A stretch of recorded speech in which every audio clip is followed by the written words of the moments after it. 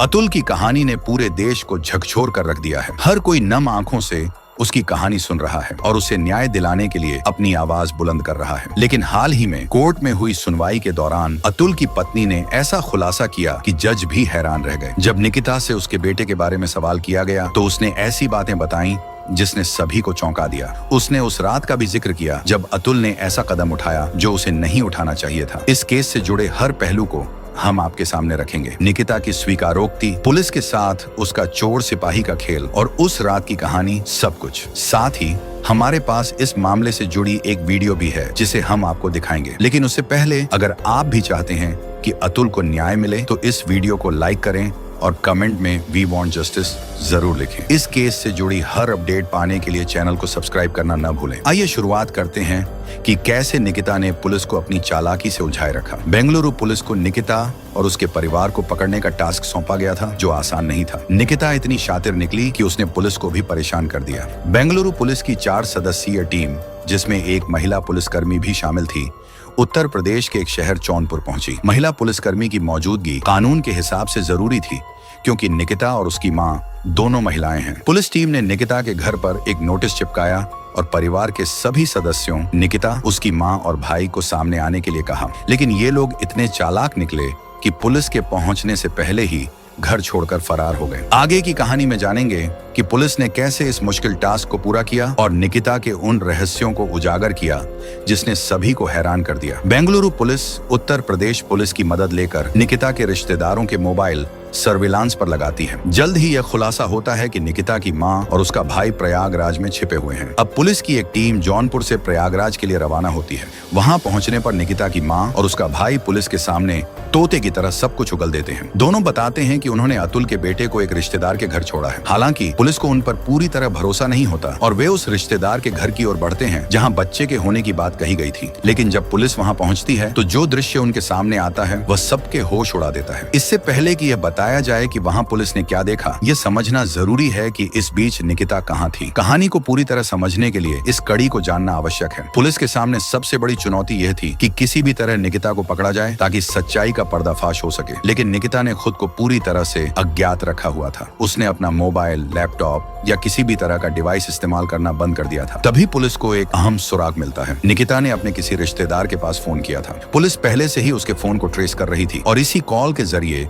उसकी लोकेशन का पता चल जाता है। लोकेशन ट्रेस करते ही पता चलता है कि निकिता गुरुग्राम में है और एक पीजी में रह रही है। अब पुलिस की एक टीम गुरुग्राम के लिए रवाना होती है। वहां पहुंचकर वे निकिता को हिरासत में ले लेते हैं। एक तरफ पुलिस की एक टीम निकिता की मां और भाई को अपनी गिरफ्त में ले चुकी होती है और दूसरी टीम गुरुग्राम से निकिता को पकड़ने में कामयाब होती है। अब सारा सच सामने आने की तैयारी होती है। अब पुलिस ने अपनी जिम्मेदारी पूरी कर ली थी और अब उन्हें सिर्फ निकिता, उसकी मां और भाई को बेंगलुरु ले जाना था। हालांकि यह काम इतना आसान नहीं था। पुलिस को इस बात का डर था कि अगर जनता का गुस्सा इन तीनों पर निकल गया तो स्थिति बिगड़ सकती है। पिछले एक हफ्ते में जो कुछ भी हुआ था उसने लोगों को गहरी चोट पहुंचाई थी और वे बेहद गुस्से में थे। ऐसे में पुलिस के सामने यह चुनौती थी कि इन तीनों को सुरक्षित तरीके से बेंगलुरु कैसे पहुंचाया जाए। पुलिस के पास 2 विकल्प थे, या तो इनको ट्रेन से ले जाया जाए या फ्लाइट से। लेकिन ट्रेन का विकल्प खारिज कर दिया गया क्योंकि ट्रेन से सफर करने पर जनता और मीडिया को इनकी मौजूदगी का पता चलने का खतरा था। इसलिए पुलिस ने तय किया कि सब कुछ चुपचाप और सावधानी से करना होगा।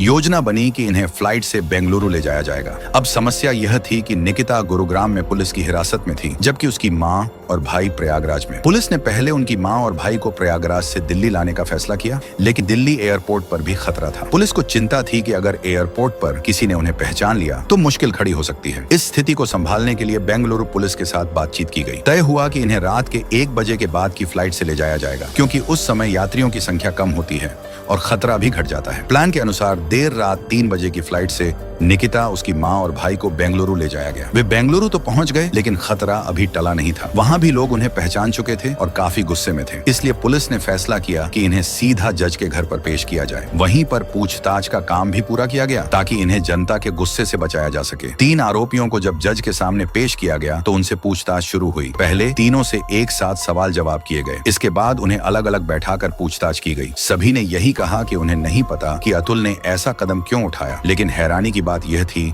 कि निकिता के जवाब कुछ इस तरह के थे जैसे उसने किसी वकील से सलाह ली हो। उसने जवाब में कहा, हम पिछले 3 सालों से न कभी मिले, न फोन किया और न ही किसी तरह का संपर्क रखा, तो हम कैसे जिम्मेदार हो सकते हैं? निकिता के इन जवाबों से जज को साफ समझ आ गया कि उसने वकीलों से बात की है और वही सलाह के मुताबिक जवाब दे रही है। फिर जज ने सवाल किया, आपने अतुल को इतना परेशान क्यों किया कि उसे यह कदम उठाने पर मजबूर होना पड़ा? इस पर निकिता ने कहा, मैंने कभी उस पर पैसों को लेकर दबाव नहीं डाला, न ही तलाक के लिए 3 करोड़ की मांग की। हालांकि अतुल ने पहले ही यह बात कही थी कि निकिता और उसके परिवार वाले उससे 3 करोड़ रुपए की मांग कर रहे थे। उसने यह भी आरोप लगाया था कि जज ने उससे 5 लाख रुपए मांगे। निकिता ने पलटकर कहा, अगर मैं पैसों के लिए ऐसा कर रही होती तो मैं अतुल के साथ रहती और वहीं से पैसे ऐंठती। मैं पिछले 3 सालों से अलग हूँ, पहले जौनपुर, फिर लखनऊ और अब दिल्ली में काम कर रही हूँ। निकिता, उसकी माँ और उसके भाई ने इस केस से पल्ला झाड़ने की कोशिश की। निकिता ने उल्टा यह भी आरोप लगाया कि अतुल ही उसे दहेज के लिए परेशान करता था। उसने कुछ ऐसा भी कहा जिसने सभी को चौंका दिया। जज ने तुरंत आदेश दिया कि तीनों को जेल भेज दिया जाए। जब तीनों आरोपियों को गिरफ्तार किया गया तो मीडिया अतुल के घर समस्तीपुर पहुंचा। वहां कुछ चौंकाने वाले खुलासे हुए। अतुल के पिता ने कहा, ये लोग तो गिरफ्तार हो गए, लेकिन हमें अब तक ये नहीं पता चला कि हमारा पोता कहाँ है और किस हालत में है। अतुल ने अपनी आखिरी इच्छा में कहा था कि उसके बेटे की परवरिश उसके माता पिता करें। अतुल के पिता ने गुहार लगाई, हमें हमारा पोता सौंप दिया जाए ताकि हम अपने बेटे की आखिरी इच्छा पूरी कर सकें। फिलहाल अतुल का बेटा एक रिश्तेदार के घर में सुरक्षित है, लेकिन बड़ा सवाल यह है